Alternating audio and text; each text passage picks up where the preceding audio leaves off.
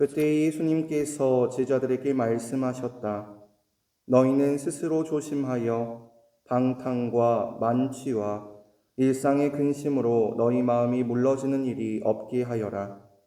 그리고 그날이 너희를 덫처럼 갑자기 덮치지 않게 하여라. 그날은 온 땅 위에 사는 모든 사람에게 들이닥칠 것이다. 너희는 앞으로 일어날 이 모든 일에서 벗어나 사람의 아들 앞에 설 수 있는 힘을 지니도록 늘 깨어 기도하여라. 주님의 말씀입니다.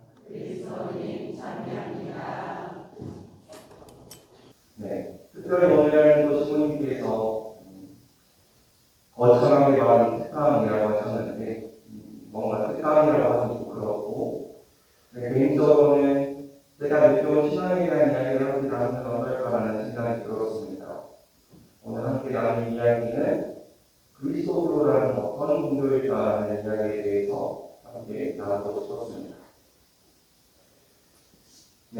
그리스도로라는 어떤 종교일까? 우리가 믿고 살아가는 이 종교라는 뜻이 어떤 종교일까라는 생각이 들기도 합니다.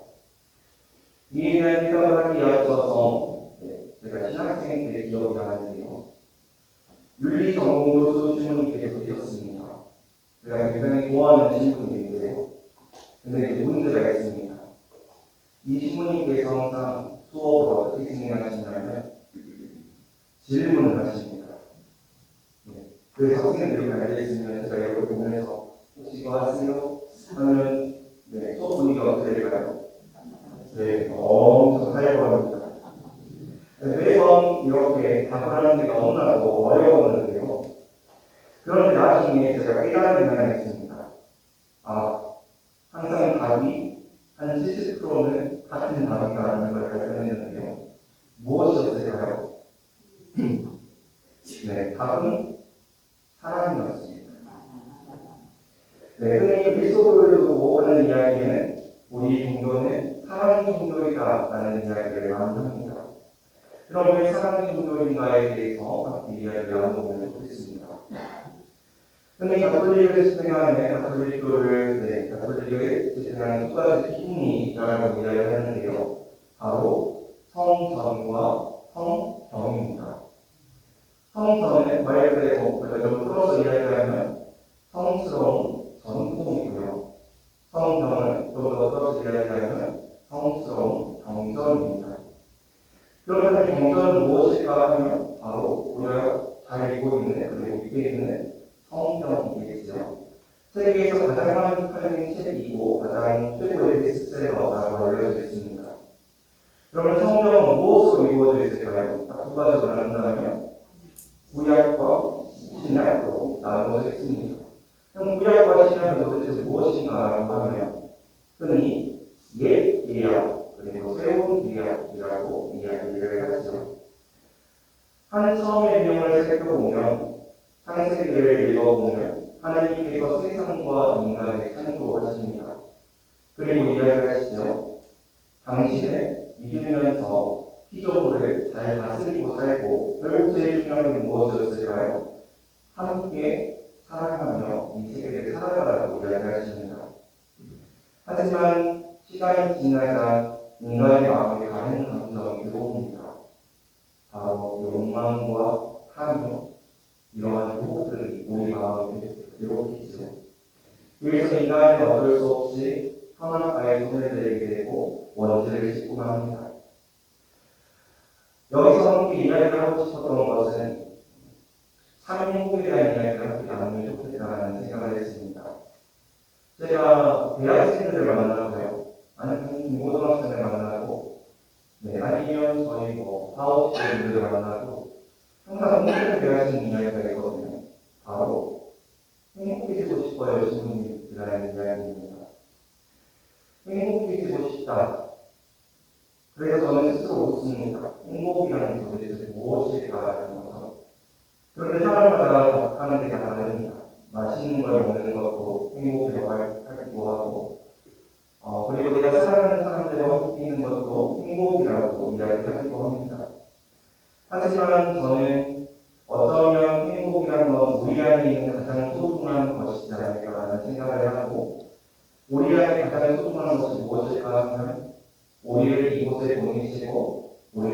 시간을 돌아가야 하는 하나님의 그 꿈, 하나님과 함께하는 그 시간이 우리에게 가장 소중한 시간이지 않을까라는 생각을 합니다. 그래서 가톨릭 교회는 늘 이야기하죠. 참 행복이 어디에 있다고요? 바로 하나님 나라, 천국, 영원한 생명이 있다라고 우리 교회는 이야기합니다. 그렇게 우리 마음속에는 누구나 참 행복에 대한 열망이 가득한 거겠죠. 이제 인류가 에덴 동산에서 쫓겨났습니다. 그리고 인류가 살아가는 것을 보니까 너무 마음이 아프죠. 그러다 보니까 하느님이 인간을 그냥 두고 보실 수는 없었습니다. 다시 한번 인류를 위해서 큰 결심을 하게 되시는데요. 바로 아브라함과 계약을 해주십니다. 우리 신앙의 선조라고 알려진 아브라함과 계약을 해주시는데요. 결국 계약의 내용을 다 살펴보면 요약하면 바로 이겁니다. 당신을 믿고 사랑을 실천한다면 다시 한 번 더 너희에게 영원한 생명을 너희가 하나님의 나라로 올 수 있도록 구원자 메시아를 보내주겠다라는 이야기입니다. 그리고 나오는 것처럼 너희 민족들을 하늘의 별처럼 저렇게 남기주겠다라고 약속하시죠. 근데 그 당시에 기약에 어떻게 되었을까요? 흔히 기약이라고 이야기하는데 약속과는 분명히 거리가 있습니다. 기약이라는 것은 법적인 소력이 있고요. 그리고 그거에 대한 대가를 치러야 합니다. 그 당시에 기약을 어떻게 되었을까라고 생각해보면 이렇게 되었다고 굉장히 살펴봅니다. 기약 대통령이 있으면요. 짐승을 데려다가 반으로 나눕니다. 그리고 짐승을 길의 한쪽으로 두고 보냅니다. 그러면 가운데 뭐가 생기겠어요? 피고된 길이 저렇게 생기게 됩니다. 여기에 기약자들이 서로 한 번씩 왔다 갔다 합니다. 왜 이렇게 있을까요? 기약이잖아요. 기약을 어기면 지금 여기 있는 짐승들처럼 반으로 달려주고도 할 말이 없다라는 이야기였습니다. 이제 기약을 맺은 아브라함을 위해서 하나님께서는 약속을 지키십니다. 당시 아브라함이 어떻게 살아가고 있었을까요? 유목 생활을 하고 있었습니다. 유목 생활을 하면 과연 아브라함의 자손들이 많아질 수 있을까요? 어렵습니다. 왜냐하면 유목 생활이 오늘날의 유목 생활이 아닙니다. 생각해보면 시간이 있었던 것도 아니고요. 그러다 보니까 항상 밤에는 야생 짐승 소리들이 주변에서 계속 울려대고 그리고 언제 강도를 만날지 몰라서 굉장히 두려워합니다. 그래서 불안과 위험이 계속 있었기 때문에 아브라함의 민족들이 더 커질 수가 없었죠. 당시 국가를 건설하는 데 필요한 세 가지 요소가 있었습니다. 혹시 뭔지 아시나요? 국가를 이루려면 세 가지가 있어야 되는데 그렇죠. 요즘은 영국 국민 주권인데요. 요즘은 두 가지 요소인데 하나가 아니잖아요. 바로 백성, 땅, 시민입니다. 그래서 가장 먼저 백성을 누리기 위해서 하나님께서 선택하신 방법이 무엇이었을까요? 이스라엘 민족을 이집트로 보내십니다. 요셉을 통해서 이스라엘 민족이 떠오르려던 유목 생활을 마치고 이제 안정적인 곳에 안착할 수 있도록 보내주신 거죠. 그래서 거기서 굉장히 많은 수가 불어나고 나중에는 파라오가 무서워서 봉사를 시켰다고 하죠. 그리고 나서 봉사를 탈출을 시켜주십니다. 이제 민족이 일어났습니다. 그럼 뭐가 필요할까요? 땅이 필요하겠죠. 이제 약속의 땅이라고 알려진 가나안 땅에 사실 해야 하는데 이런 사자에는 어떻게 될까요? 전쟁이 필요합니다. 거기 살고 있었던 이민족들과 전쟁을 해야 되죠. 호대 운동에서 전쟁에서 승리하려면 어떻게 해야 됐을까요? 강한 무기를 가졌어야 될까요? 아니면 머릿수가 많았어야 될까요? 내가 입고 있는 힘이 강력하면 우리가 전쟁에서 승리한다고 생각했습니다. 실제로 여호와를 보면, 내용을 보면 모세가 하나님의 재상을 들고 하나님의 손을 뻗치고 있으면 이스라엘 민족이 이기고 있고 손을 내리면 지고 있었다라고 이야기를 했어요. 이런 것처럼 이스라엘 민족은 만난 모든 민족들과 싸우면서 연전전에서 모든 전쟁에 승리로 이룹니다. 그래서 이제 이스라엘 민족을 안정하게 할 수 있는 모든 게 사라졌습니다. 백성, 땅, 신. 그리고 나서 이제 모세를 통해서 예전에 아브라함과 맺었던 것들을 조금 더 확보하게 해주십니다. 바로 시나이 산에서 우리 십계명이라고 알려져 있는 것들 그리고 그 계명들을 우리에게 내려주시죠. 네, 이제 유목 민족에서 국가 형태가 되었습니다. 이스라엘 국가가 되었죠. 왕국이 되었는데, 네, 이제 왕국이 되면 어떻게 될까요? 네, 당연히 안정화되고 부유해집니다. 어느 정도 이제 살만하니까 당연히 옆에 있는 나라들과 그리고 민족들과 교류를 하기 시작하겠죠. 네, 굉장히 슬픈 현실이긴 하지만 비즈니스맨들은 뭘 잘해야 될까요? 네, 영업을 잘해야 되는데 영업을 잘하려면 뭘 해야 될까요? 상대방의 비위를 잘 맞춰야겠죠. 그래서 이스라엘 민족은 이제 배가 따스워지기 시작하니까 여러 가지를 까내기 위해서 이제 다른 민족들의 신을 믿기 시작합니다. 내가 너네 신 믿음을 내고 해줄래? 라고 이야기하면서 점점 하느님으로부터 멀어집니다. 하느님께서 항상 요청하셨던 사랑하는 말 그리고 당신의 믿으라는 그 계명을 스스로 밀어내기 시작하는 것을. 네, 그런데 시간이 지나자 어느 순간 바빌론이라는 대국에서 이스라엘이 침공합니다. 그런데 바빌론에서 침공이 왔을 때 사람들은 뭐라고 생각했을까요? 네, 사람들의 생각은 안 넘어갔습니다. 사람들의 생각은 지금까지 전쟁에서 진 적이 있나요? 한 번도 안 졌죠. 우리 지금까지 모든 전쟁을 다 이겼는데 이번에 지겠어 라는 생각을 합니다. 하지만 어떻게 됐을까요? 네, 연전을 피해가고 나라는 물론이요 하느님의 성전까지 참여하게 되는 결과가 나왔습니다. 그리고 나서 이스라엘 지도층은 어디에 끌려갈까요?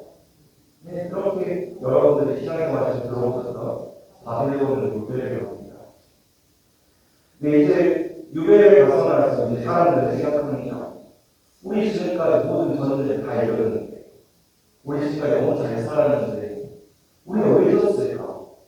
우리가 왜 이렇게 유배를 떠났을까? 라는 생각을 합니다. 그럴 때 누군가 이야기하죠. 우리가 지금까지 전쟁에서 이겼던 이유는 우리가 하느님을 믿고 그분의 계명을 지키기 때문입니다. 그래서 사람들은 그제서야 본인들이 무슨 잘못을 했는지를 깨닫습니다. 그래서 이때 가장 많은 시편들이 작곡되었다고 하는데요. 그 시편의 내용을 보면 많이 신의와 믿음, 사랑에 대한 내용이 가장 많이 나오는 걸로 알고 있습니다. 요배에서 돌아온 사람들이 이제 가장 먼저 했던 일이 무엇이었을까요? 네, 성전 재건하면서 이렇게 이야기합니다. 우리 다시 한 번 더 하나님께로 돌아갑시다 라고 이야기하고요.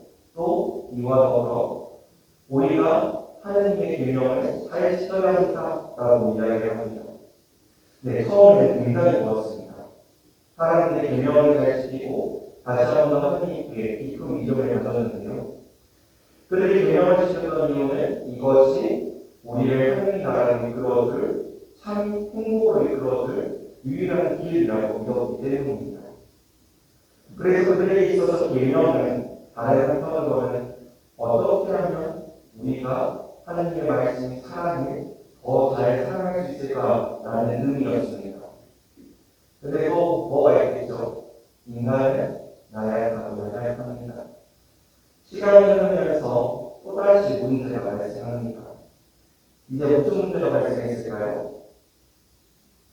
세계가 바뀌었습니다. 그러다 보니 이제 바빌론을 유배를 떠나는 사람들이 점점 없어지는 거죠. 그래서 왜 우리가 하나님의 성전을 재건했고 우리가 왜 계명을 잘 지키고 있는지를 다 까먹게 됩니다. 그래서 그들이 기억하고 있는 것은 오로지 우리 조상들이 계명과 율법을 잘 지키라고 했어. 그게 우리 하나님 나라로 가는 유일한 길에만 남게 됩니다. 그래서 그들에게 있어서 가장 중요한 것은 계명과 율법을 지키는 것이 바로 하나님의 나라로 가는 가장 좋은 길이었기 때문에 율법을 지키는 것만이 그들에게 가장 소중한 일이었습니다. 하지만 그 안에 있었던 근본 정신이 하나님을 사랑하고 이웃을 사랑하라는 그런 것으로 완전히 살아서 버리죠. 그래서 구약의 시대에서 하나님께서 손만 놓고 있었느냐라고 하면 아닙니다. 하나님께서는 언제나 끊임없이 메시지를 보내셨습니다. 누구를 통해서 보내셨을까요? 바로 예언자들을 보냅니다. 그래서 예언자가 그런 말하는 거죠. 그래서 예언자들은 와서 이렇게 이야기합니다. 여러분, 하나님께 돌아오십시오. 그리고 하나님께서 우리에게 어떤 계명을 주셨는지, 우리를 어떻게 사랑하셨는지 여러분 기억하십시오. 라고 이야기합니다. 하지만 이런 노력과 그리고 많은 시간이 흘렀음에도 불구하고 점점 사람들은 하느님의 이름으로 오히려 약한 자들을 해석하고 율법을 지키지 않았다라고 그들을 해방하고 있는 일들이 일어납니다. 결국 하느님과 인간의 맺었던 계약이 바로 무너지는 결과를 낳게 되죠.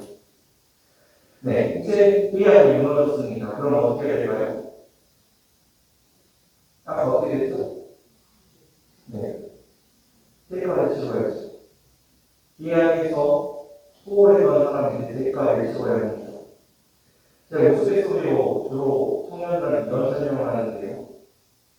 우리 개인하고 삼성이라는 기업하고 소송이 걸렸다면, 심지어 제가 제 잘못으로 삼성하고 소송이 걸렸다면 내가 연결할 수 있을까? 네, 어쩌면 거의 불가능한 일이 아닐까라는 생각을 합니다. 그런데 이번에 피아니 주제가 누구였죠? 대기업도 아니라 바로 하나님이십니다. 이제 인류는 어떻게 해야 될까요? 죽어야 할까요? 네. 굉장히 큰 위기에 봉착합니다. 이에 대한 해답으로 하나님께서는 누구를 보내셨죠? 하나님의 아들 예수 그리스도를 이 세상에 파견하십니다. 예수 그리스도께서 이 세상에 오셔서 뭐라고 하셨을까요? 예수님께서는 이렇게 가르치셨습니다. 여러분, 하나님 나라가 가까이 왔습니다. 너희 회개하고 복음을 믿으십시오. 우리가 회개하고 복음을 믿는 이유가 무엇입니까? 바로 하나님 나라에 가기 위해서, 그리고 참 행복을 얻기 위해서 아닙니까? 라고 이야기를 합니다. 그래서 이제 사람들이 묻죠. 하나님 나라에 가려면 어떻게 해야 됩니까? 그러니까 그 당시 지도층은 뭐라고 하죠? 바리새인과 율법학자들이 율법을 지키는 겁니다. 율법은 나오지 않습니다. 안식일에 하지 있습니다. 라는 이야기를 꺼냅니다. 이에 대한 예수님께서는 명확하게 반대 선포를 하시죠. 아닙니다. 하나님의 계명을 지킨다는 것은, 율법을 지킨다는 것은 사랑을 실천하는 것입니다. 율법과 계명의 근본 정신이 무엇입니까? 613개가 되는 그 율법, 많은 조항들이 담고 있는 근본 정신이 무엇입니까? 라고 하시죠. 그래서 명확하게 하나님 사랑과 이웃 사랑이라고 이야기해 주십니다. 그래서 바리새인들과 율법자들을 향해서 여러분이 지키고 있는 율법은 율법을 지키는 것이 아니라 헛되게 지키고 있는 거라고 이야기하시는 거죠. 그리고 나서 이제 사람들이 진짜 보여주십니다. 그러면 참 행복이 이루는 길이 무엇일까? 사랑에 이르는 길이 무엇일까라는 것을 이제 보여주시죠. 삶으로 직접 보여주십니다. 입으로만 말씀하시는 게 아니라 당신의 평생을 걸쳐서 보여주시죠.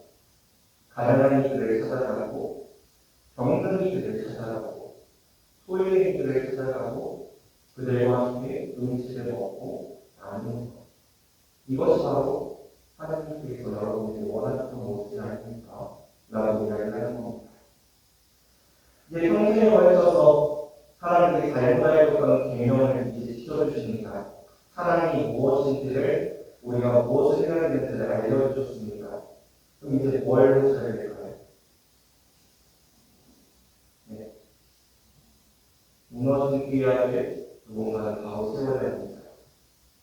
계약이 성립되기 위해서는 누군가 한쪽이 그 대가를 치러야 합니다. 근데 예수님의 가장 큰 사랑의 표현이 무엇일까요? 가장 큰 사랑이 무엇이었을까요? 네, 말씀하시죠. 친구들을 위하여 목숨을 내놓는 것보다 더 큰 사랑은 없다. 그래서 당신의 삶의 마지막에 십자가를 위해서 가장 큰 사랑이 무엇인지를 보여주고 가십니다. 그리고 인간의 모든 죄를 하느님이신 분께서 모두 다 짊어지고 십자가를 오르시죠. 이제 죽음의 운명이 있었던 우리 인간들이 다시 한번 영원한 생명을 향하여 하느님을 향하여 갈 수 있는 기회가 찾아왔습니다. 우리 예전에 단순히 하느님과 백성이 되었던 계약이라면 예수님께서 우리를 형제로 친구라고 불렀습니다. 그런데 이제 우리가 맺는 계약은 새로운 계약은 예전처럼 하나님과 백성의 계약이 아니라 아버지와 자녀들의 계약으로 바뀌게 된 것입니다. 그래서 우리는 하나님 아버지라고 부르게 되는 거죠. 그래서 저는 행복해지고 싶다라고 이야기하시는 분들, 아니면 기쁘게 살고 싶다라고 하시는 분들을 만나면 사랑하는 사람을 이야기합니다.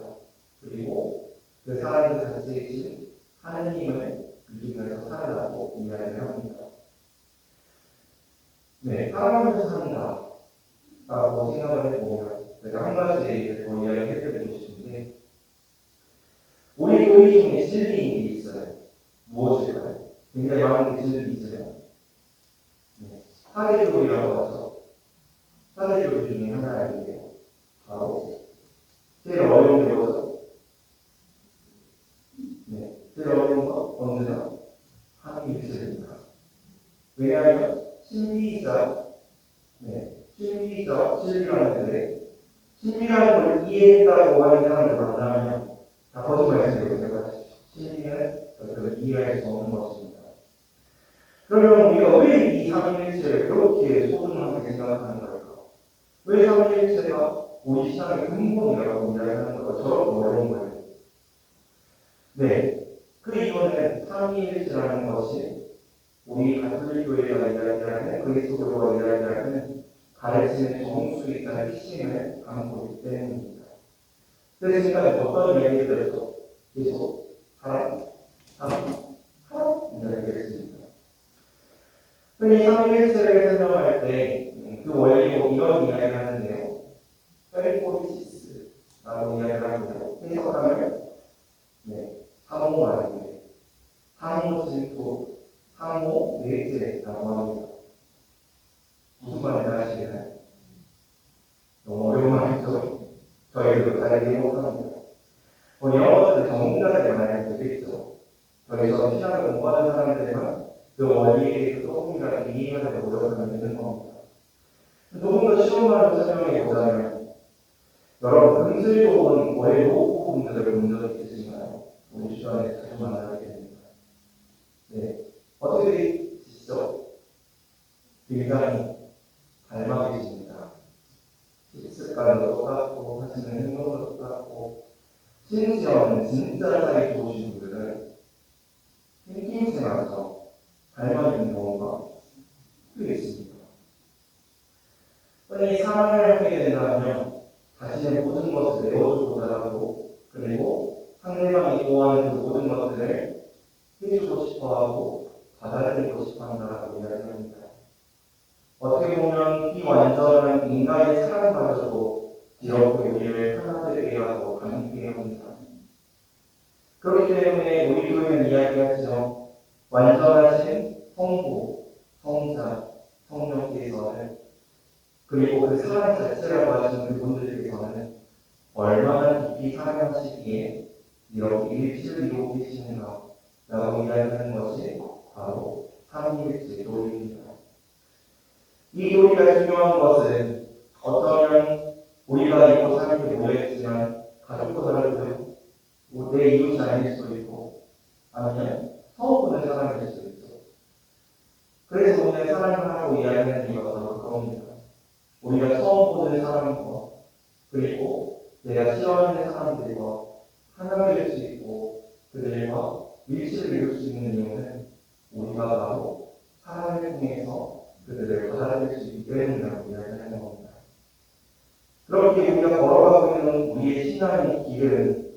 사랑이 되어가는 길입니다. 그래서 우리 종교가 사랑의 종교로 이루어서 다른 이들을 양으로 받아들이지 말고 다른 사람들이 아파하고 힘들어하고 그리고 외로움 속에 있다는 것을 봤다면 남의 일로 여기지 말고 내 것처럼 여기라고 이야기하는 것, 그것이 바로 우리 신앙의 정수이고 우리 교회가 가야 되는 길입니다. 그래서 그리스도의 신앙을 두고 늘 하나로 동의한다면 사랑의 신앙이라고 이야기하며 우리가 걸어가야 되는 신앙의 여정을 두고 내가 생각하는 사랑이 무엇인지 그리고 그것을 어떻게 실천해가고 어떻게 삶으로 살아갈 건지 여러분을 사랑하시다 보면 언젠가 하나님을 만나게 될 것이고 언젠가 하나님의 나라에 받아들 수 있게 될 겁니다. 하지만 사랑의 길을 향해서 걸어간다는 것은 너무나 어려운 일입니다. 왜냐하면 세상 사람들이 그렇게 걸어가지 않기 때문입니다. 때로는 잘못된 길로 접어들 수도 있고 많이 주저앉을 때도 있겠죠. 하지만 우리가 그렇게 잘못된 길에 들어섰을 때도 항상 우리 가까운 곳에 그리고 우리가 인지하지 못하는 곳에 항상 사랑이신 아버지 하나님께서 우리 곁에 계십니다. 그러니 우리가 이 세상 여정 살아가면서 사랑의 길을 걸어가면서 때로는 시련도 찾아오고 우리에게 도전이 되는 것들이 찾아올 수도 있지만 늘 우리 옆에 계시는 사랑의 자체이신 하나님을 의지하면서 우리가 계속해서 사랑할 수 있으면 좋겠습니다. 우리가 그렇게 사랑을 하며 살아갈 때 다른 이들을 위해서 내어주고